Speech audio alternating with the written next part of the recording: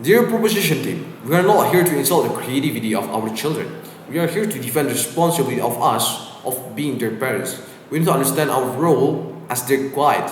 We need to understand about the responsibility of us to make sure that our children will have the best possibility in their future. And first of all, we need to understand about that middle class parents do not have unlimited second chances in this case, and they do not have the privilege. And that's why they should prioritize education over creative industry because it is the most stable, flexible, and reliable path forward, even in a changing world. Moreover, it sifts through the change itself. And the proposition asks us to gamble our children's future on a passion and a platform that might disappear one day. We, as the opposition team, we will clarify that we support creativity, but not at the cost of structure and long term security of their life. This house must prioritize stability over volatility and future proofing of a trend chasing lifestyle. We oppose this motion because it puts children at long term risk for short term gains without them even understanding about the things that they do. We, as the opposition team, have three arguments that we would like to deliver in the first speaker's speech. That the first one, we believe that formal education is the most secure and transferable foundation, especially for people from the middle class families. The second one, we believe that the creative economy is unpredictable and privilege dependent, not universally sustainable. And the last one, we believe that many creative careers collapse quickly. The industry is fast moving, unstable, and unforgiving to those without fallback options for the people that have been involved. And we would like to deliver the first argument first. That first, we believe that formal education will grant more reliable and transferable safety net. Middle class families live with limited financial margins, even though they do not struggle with it. And education opens the widest set of doors, whether it's to careers, further learning, or international mobility. If the child later wants to pivot to something else, a degree is proof of discipline, persistence, and capacity. And in reality, if we look into our world nowadays, that most of job fields still need degrees to prove that you have the skills that are required as the job needs. And even in the creative industry, they still need the degree. And education is never been an obstacle. It's a need for everyone. We believe that every human has the right to get education. And the thing that we need to understand is that creative path can still be pursued alongside education, not instead of it.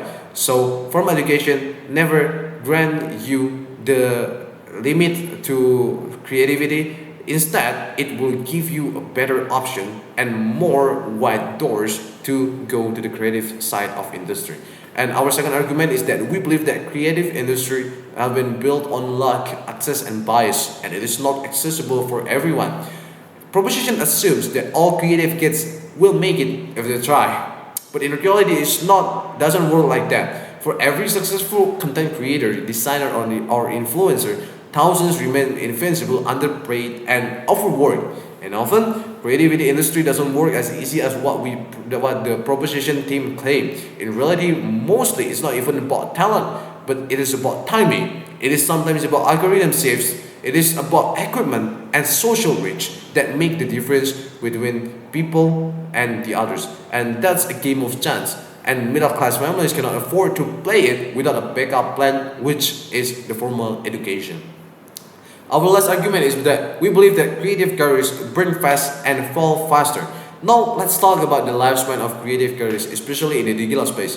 We have been watching many social media content creators from the times decades have been passed Facebook, YouTube, and TikToks, and usually most of the influencer or content creators did not make it. They did not survive, and in the end, they stopped making creative contents. And yeah, that's what's going to happen to our children if we don't understand about the industry in the first place. And it is true that this careers may start off strong. A few viral posts, a couple of big clients, but then what? The creativity industry is ruthlessly fast-paced, and today's must-have skill is tomorrow's outdated trade. Platform change, algorithms change, and what works creatively today might stop working tomorrow, next week, or next month. Burnout is also a huge issue. Constantly producing content under pressure, especially for children, chasing relevance and surviving without structure leads many content creators to exit the industry within only 2 to 5 years. And in result, the success that proposition team have been talking about is often about the brief, unsustainable, and rarely comes with a retirement plan. It only works in short terms, and without a formal education or degrees, those individuals then find themselves trapped with nowhere else to go when they join the industry. Justification of our argument is that education gives longevity. Creativity alone gives only hype, not always sustainability. And we would like to reboot three of the proposition team's argument. The first one, they stated that creative careers are legitimate now. Well, yeah, we understand that it is legitimate, but legitimacy does not equal stability. So this is not valid argument because a middle class parent has to think about the long term. This is because something is possible doesn't make it prudent. You do not want to gamble with your children's life in long term just to like short term convertibility.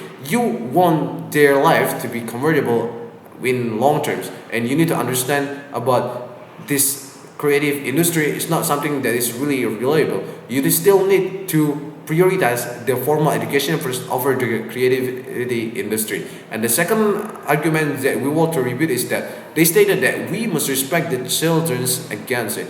That we need to understand that parents have their responsibility. We need to understand that we are not here just to make sure that they have fun. We are here to make sure they have fun in long terms. That is what we need to underline, because having fun in short term means like in the future you will be trapped and you will not be happy and you might not be able to survive. And we need to believe that parental responsibility is about protecting our children from irreversible mistakes, like what I stated before. Especially when their brains are still developing, they don't understand about the things that they do, and real freedom comes from options. Education keeps more options open than it closes. So when you join their formal education, they will give you more options, even if you choose to join the creativity industry after prioritizing the formal education first. And the third one that they say, and we would like to repeat, is that they stated that formal education is outdated. This is false. This is very wrong, because in reality, many creative careers like UI, UX, advertising, animation are now built in formal education programs, and the smartest content creators combine creativity and with credentials. So it has been never contradictory. You can have both in formal education, and this house must not turn parenting into a popularity contest. We're not here to be our children's cheerleaders. We are here to be their guides, the people they can rely on. And creative careers are real. We understand that, but they are super risky, and it's such a huge gamble to put your lives to put your children's life on it. And middle class families cannot afford the risk for a path that might burn out fast. We support our children's dream, but keep the safety net in place. That's why we are proud to oppose. Thank you.